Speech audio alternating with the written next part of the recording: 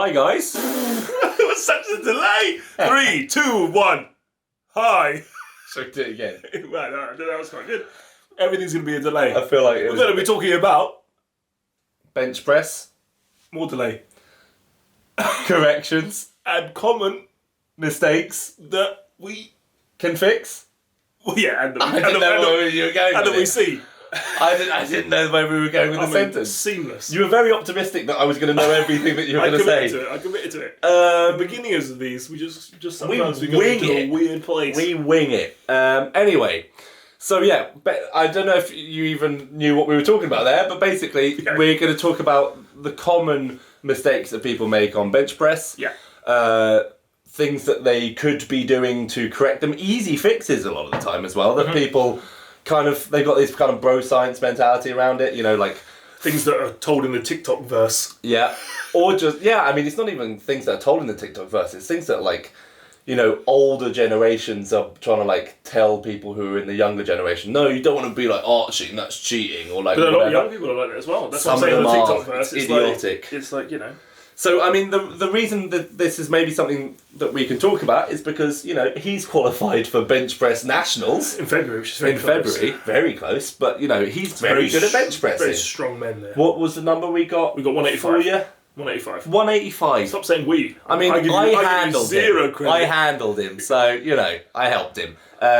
But 185 kilos, which is 185. Which is a ridiculous bench press to get natty, and I think that you can probably get more. I need to put a bit of weight on. Probably put a bit of weight on mass. and just peak you properly, which you were not willing to do. I wanted to go rogue. You were just like, oh, I'll just go in, it's I fine. wanted to see what you could do basically unprepared. like my general preparedness was. I wanted to be like, what could I do? But if we peak you properly, I think a 200 kg bench is there. I don't know.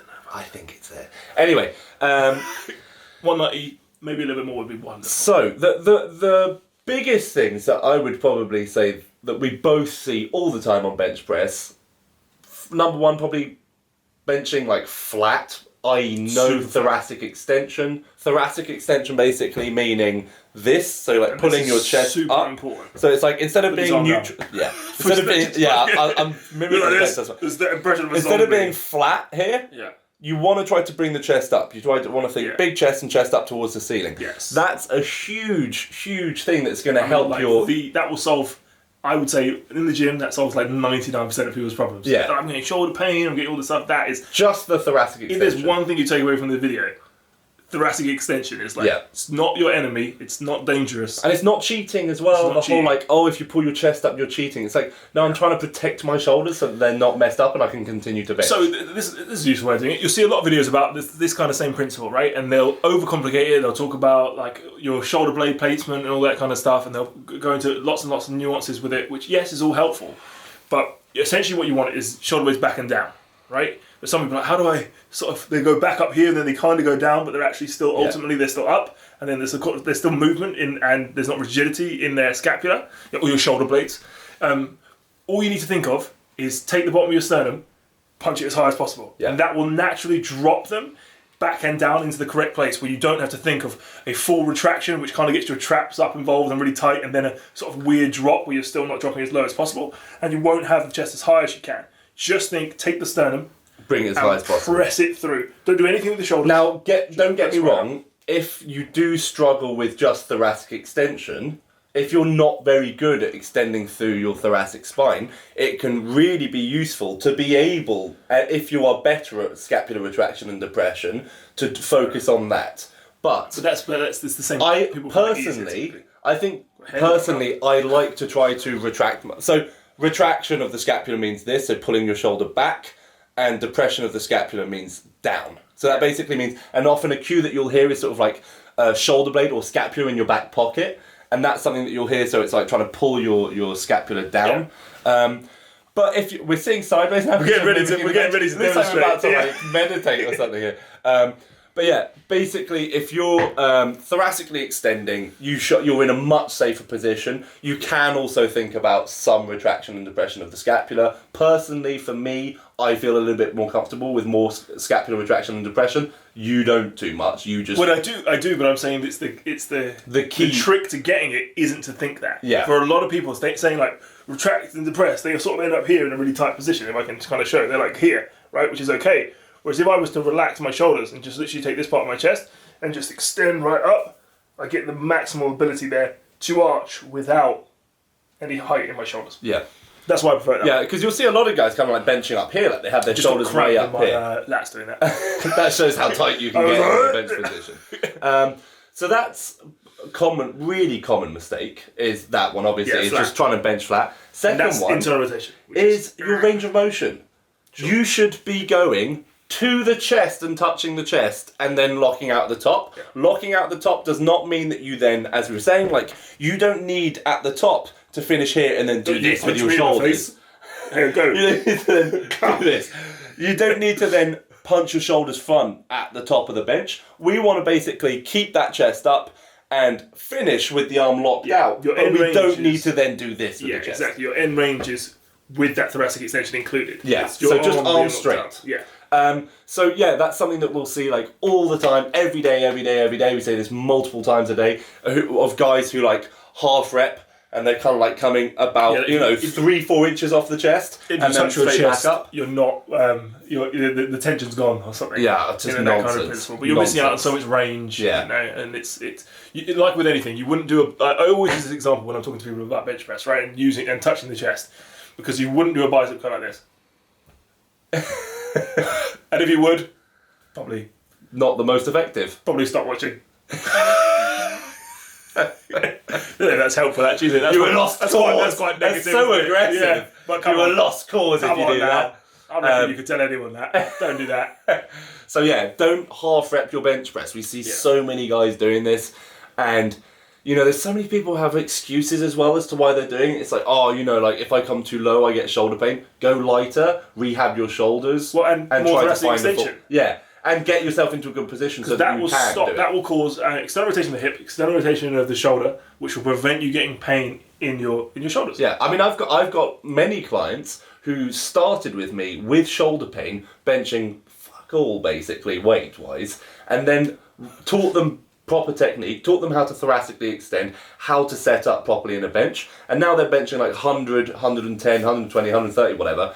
And they don't have shoulder pain just because of that correction in technique. That can help your shoulders hugely. Just that in and of itself. I was listening there. I just got a weird sort of bicep twitch, and I was like, I did feel like I lost you a little bit. You were saying everything you said there was great, and it looked like I switched off. My arm just went, and I was like, what?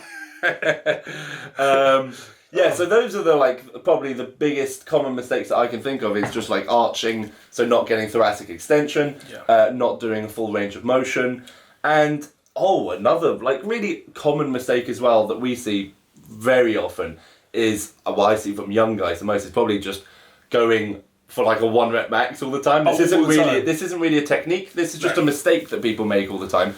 Is that I just see guys like, I'm going to test my bench again, testing my bench again, like every week going for like a 1 rep max. Because there's so much social weight to it, isn't it? Especially when you're how much you bench, team. bro. Yeah, how much you bench, man? Whoa. Yeah, it's huge. When you're 16, with that voice.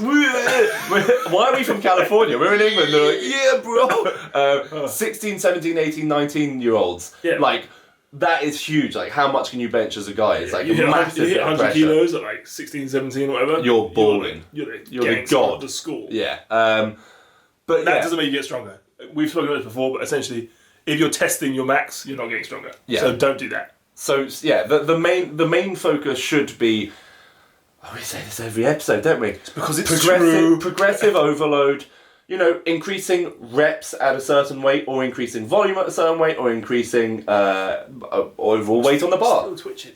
Is it still going? God. Just move position, maybe change angle. I'm committed to this sort of half yoga. Yeah, I think it's crushing you, that's why. He's got arms so big that they just twinge and cramp all the time. That's not true. But yeah, You've confused me. Don't be. That's my job on this podcast. In case you didn't realise, is to take him away from the. That's my entire purpose. Just try and ruin it for him. Just any way I can, just slip something in, just to make him seem not as smart. I'm doing well, like, and then I'm like, look at this acronym, and I'm like, wow, what about my left toe? It works. It works often. So you don't Deary have silence. No, I'm good. So don't test your 1 rep max bench all the time. Yeah, that's you're not going huge. to get stronger doing it. Yeah. You don't need to do it. It's as far as like injury prevention as well. Like that is something that could definitely cause higher more intensity. Like the quicker you go in the car, the more risk there is. And the more likely as well with the bench press, you got a bar over you. You know, like if you're scared of it and you're like always testing have someone, always have a spotter there. Have a spotter with you. It's the one exercise where you're really going to get crushed. Typically, squat racks and stuff like that are though dangerous unless you're like one of these hardcore people that step out of the rack. Yeah. I'm always like, wow, all right, stay in the rack. And put the pins out so that if you fail, you can put it down. Whereas in bench press, like a lot of them don't have, or if they do, it's the wrong height. So you end up not being able to go deep enough. Pinned or whatever. So it's a bit always of a make sure you've got a spotter there. And this is just as a public service announcement. If you are spotting someone, I knew this was coming. If you are spotting someone, this is so important. We only spot each other, right? We don't let anyone else. I'll wait around for him to spot. I'll be like, I'm gonna sit here. He might be with a client, but I'm going to wait 45 minutes. There'll be lovely people that come up to me, you want to spot, man? And I'll know how they spot people. There's the famous yank back, that's a way to ruin your life. The aim on the bench press is to create this almost semi-decline position with the thoracic extension, okay? So then you press up in a straight line from typically just underneath your nipple line, which is an important thing. If you're looking at where to roughly start your bench press, it will be typically just underneath your nipple line, which is a great measurement. Stop saying nipple, you've said it too many times. Because your nipple line is different for everyone, so it kind of fits in with it's a great measurement there. Yeah? And then hand position, you want it to be that your wrist and elbow are in line. Yeah, we want to stack, we talk about like a stacked hand and elbow now, position. obviously in powerlifting, you some people go really, really wide, but that's just to reduce They're the range trying to maximise their to lift range. as much weight as possible. Minimise their range. Yeah. What was my point? What was your point? I'm just speaking about talking about spotting, and you're talking about. There you go. I would have never got back there. Yeah. This is why I'm here. This is why I'm needed. So when the line that someone is pressing in, you're not trying to save them by yanking it back into the rack, right? Unless someone's has massively overreached, and you need to just pull it back to try and get into the bottom one as quickly as possible. If they get stuck here, it's essentially the momentum is zero now. It's the inertia and the force production is net zero. So all you got to do is come in exactly the same line as them and pick it up from that position. If you pull back in any kind of way when someone is pressing, if they're in this position, pull their shoulder you put it position. here. This is their stacked joint position. They're strong, right, in this arch position. I mean, I don't know. I can't even tell. But can we see? No, I think we can see. I think we can see. And then what will happen is, as you yank that bar back and they're pressing here, they're maximally trying to hold it here, and you pull. You shift them back here. Now it's coming into a skull crusher, basically. Into a shoulder press, into a weird skull crusher skull crusher position. Skull crusher shoulder press. That's very hard to say. Yeah, and you've massively compromised them, and you put them at massive risk of injury. Yeah. So just make sure you help up first, always with a spot. Finish the rep, completely lock it out with the person, and then you come back together. Yeah. And that's a massive, massive thing with bench press. And as you can tell, it means a lot to me. Well, because it's happened to a lot of times to us where people don't know how to spot. And that will set you back. Another tip for spotters here is make the person do the work. Stop helping your mates out being here with them the entire time on the bar. Because then you have no sense of really how strong you are. Yeah. And there's so many guys on Instagram, like influencers and stuff, and they're like, you're benching 180 for 6, bro. Whoa! No, you're not. You're benching like 160 for 3 because he's taking like... Still great. Still great, but he's taking a lot of the weight of the bar and he's assisting you. And then you ask Bob to spot you and he dies. Yeah, I mean, if either of us are going to spot someone in the gym, you'll see that we help them bring the bar out, let go of the bar, step away. Yeah. Let them do their reps. If they really start to struggle and they're done and they cannot get another rep, we're going to assist them up and bring that bar back in. But don't just stay with them, helping with the bar the whole time. Because then you develop those people that are really annoying as well. That go, spot me, bro. Yeah. And then they fail. And then they're like, I've got more. And you're like, no, you don't. They failed 80 for 3. And then they're like, I'm going to do 100 for 5. And you're like, I don't want to row this off you. Don't make me do this. Am I training for you? I'm so tired now. Yeah. So don't do that. Don't do that. Be cautious with your spotting. Help bring the bar out where necessary. Keep the line of their press. And then once locked out, bring the bar back in. Yeah.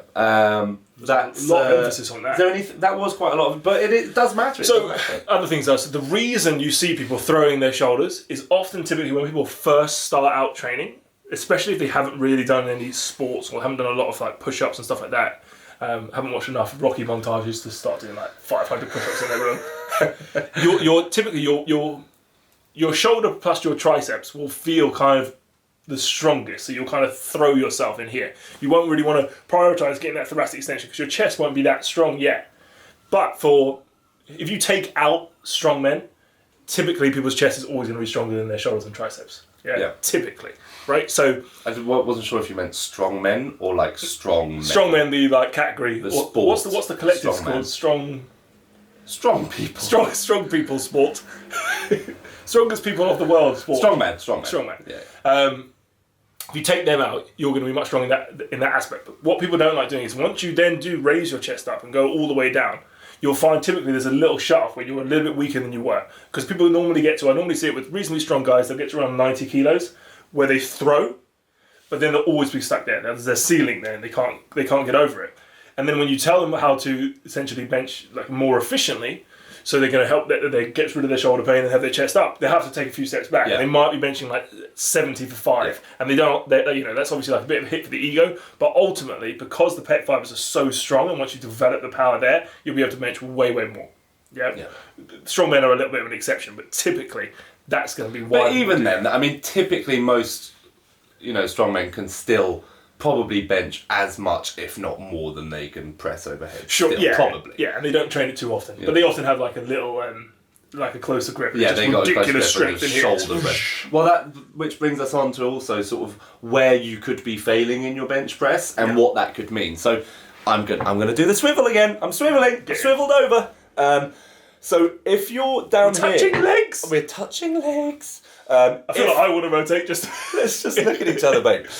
If I'm at the bottom of my bench press, I've got bar contact with the chest, and I'm starting to press back out, and I'm kind of just getting off the chest, barely, and failing there. That's typically an indicator that your chest is the weak link here. Pec drive at the bottom. It could be also that you're way overreaching as far as the weight, and that no matter what, you were just not going to be able to move that weight. So it's either that you've way overreached or that your chest is not strong enough.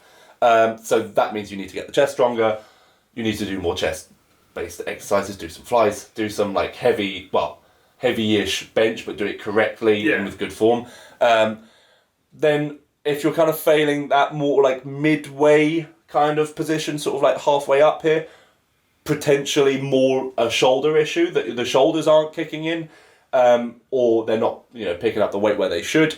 And then where we're sort of really at the top, and you will see people fail kind of up here. That happens, which is odd, but people will fail up here, and that is going to be typically a tricep issue. And if you're not able to lock out, that is probably going to be your triceps that are the problem. So you basically, based on where you might be failing with that bar, you've got a pretty good indicator as to where you need to bring something up so that you're not failing. You can tell what assistance exercises you need to throw in order to improve it. So for me, I typically good off the chest. I got an explosive drive of the chest, and then sort of that tie-in of shoulder tricep is where I'll miss the rep. Yeah, so that's, for instance, mine. Yeah, for me, I would never really fail off the chest. I would typically fail sort of halfway up, and I found that when I started strongman and started doing a lot more shoulder work, my benches actually kind of stayed the same, if not it's actually improved. Even though I'm not powerlifting anymore, I'm doing like a couple sets of bench a week. Yeah. But because my shoulders are so much stronger, I'm still able to press as much, if not more, just because my shoulders are so much healthier and bigger and stronger. Bigging myself up there massively. But bigger and stronger. Is there anything else we need to go over here? So, massive one, lifting your butt off the bench. Oh God! Yeah, lifting your butt off the bench. That is as common as having benching like this. Like you're going for that lordosis world champ. Oh no, kyphosis world champion. Hyperkyphosis. Yeah. Hyperkyphotic. Lifting your hips off the bench. I feel like I'm disappearing again. No, I'm doing you. You're good. I'm getting too close. Don't get too high. I think I should stay here. Let's go backwards. Stay with me. So essentially that is overreaching. Okay, so what is happening is people are trying to lift a weight that's too heavy for them. They realise that when they lift their hips off, because of the compression of the spine and almost using it as that fishing rod analogy, you get to leverage using that you can then end up repping something that is way too heavy for you. Yep. And then it's difficult to leave your ego at the door if you could suddenly do 80 for 5 one day because you lift your hips off, and then when someone tells you to keep your hips down, you can do 80 for 1. Yeah. Or maybe not even at all. But the reality is you're not using the muscles, you're not going to get any stronger. You're essentially creating an artificial decline, so you're reducing the range of motion massively. Yeah. And just using, your supporting structure, like your spine, your cartilage, your bones. You're using your bones to get yourself into the right position. And so that's why you have to keep your hips down in order to protect your back there, right? Now, this leads on nicely into the reason the arch isn't dangerous, and this is because when you push your chest up and get the thoracic extension, as long as your glutes and your upper back stay on the bench, the force is going to go through you into the bench, into the floor and dissipate, and not go through the spine. So a method you can use to prevent yourself lifting your hips off is to tuck your feet back.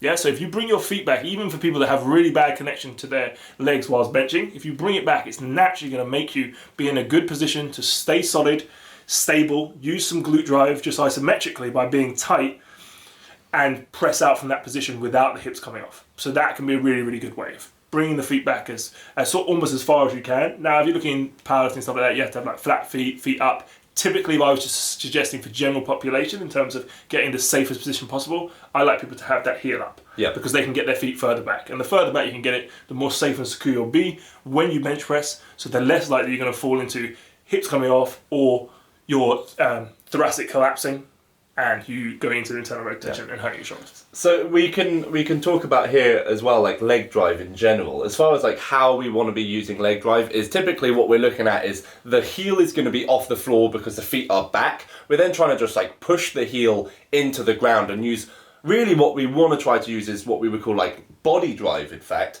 which is all of that like power through the heel is going to drive through the body, up the bar, and you're going to get more drive in your bench. Now, where this can go wrong is if you're putting intention through the toes, for example, too much and not trying to drive the heel down, that driving through the toes is just going to basically probably lift your hip up off the bench more. So again, if we're talking about the glutes raising, think about pushing the heel down into the floor more rather than just trying to point the toes into the ground, because that will just try to lift your hip up off the bench. Yeah. So, there's a lot especially if your feet are too far forward. Yeah, exactly. So keeping them back and trying to think, this is something that I typically cue, is I try to think when I'm trying to coach leg drive, I think heel down and try to drive the power backward rather than driving the heel down and everything coming upward. Because what will happen is if you try to just drive through the legs and through the toes, it won't actually fire your bar up. It's just going to fire all into the lower body. The glutes are going to come up off the bench and you're just going to go like toes into the ground, and it's not really going to help your bench. If you can kind of travel that power through the heel, stay tight, it's going to bring the glutes, keep the glute into the bench and assist in bringing that bar up a little bit higher. And with the heel up position, we don't want you to have the point where you've got enough.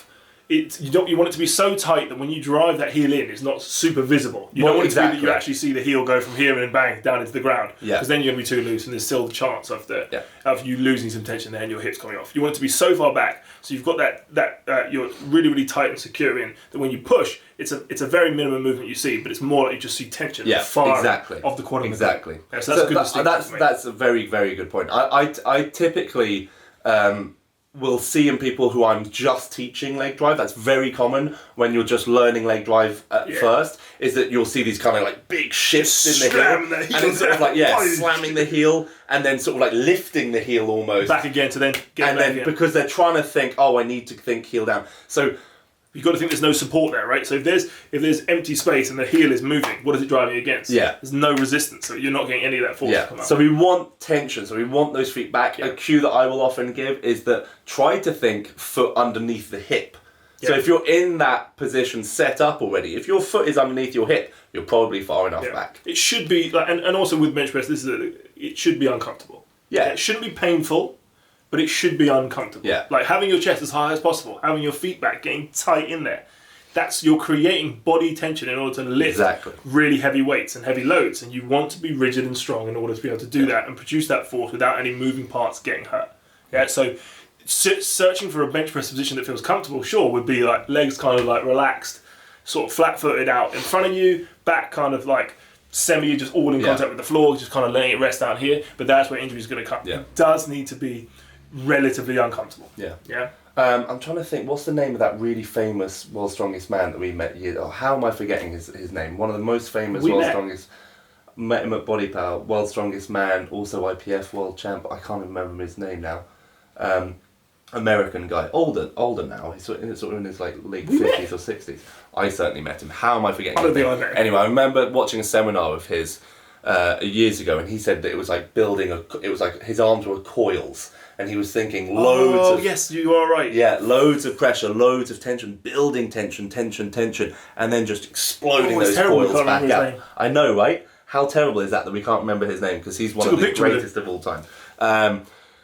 In any case, it doesn't matter hugely, but what we're trying to say is just like building all that tension, like coils in the arms, keeping tension through the legs, tension through the shoulders and the thoracic spine, extending through the thoracic spine, and then exploding back out with the bar. Yeah. All of those things are going to help massively in staying rigid, staying tight, you never and lose getting that power in your bench. You never lose that tightness with the feet back. Yeah. You keep that and just press using that position. That's how you generate the force in order to get a really, really powerful bench. We are like more than 25 minutes in. We just ramble bench so press. much. Well, that's because you're very good at bench press, and I'm pretty good at bench press. I'm getting better. You're good. But anyway, yeah, that's basically it. Is there anything else? I don't know. That's your catchphrase. Did you know that? That's basically it. Yeah, that's basically it, guys. That's basically it. Well, I want to have that like roll onto the screen. That's basically it. Is there anything else? Bench press? I can't think of anything else. I feel like we probably won't watch this far ahead. Yeah, you'll probably have. If you have stuck with us right till this You're point, a legend. You're a legend. Although and you now we need to get something really good so that they're ahead. We need to give them some kind of trick that the others won't see. But we don't have a trick because we've already said it all. Yeah. There's other things we can talk about, but it's more like nuance that...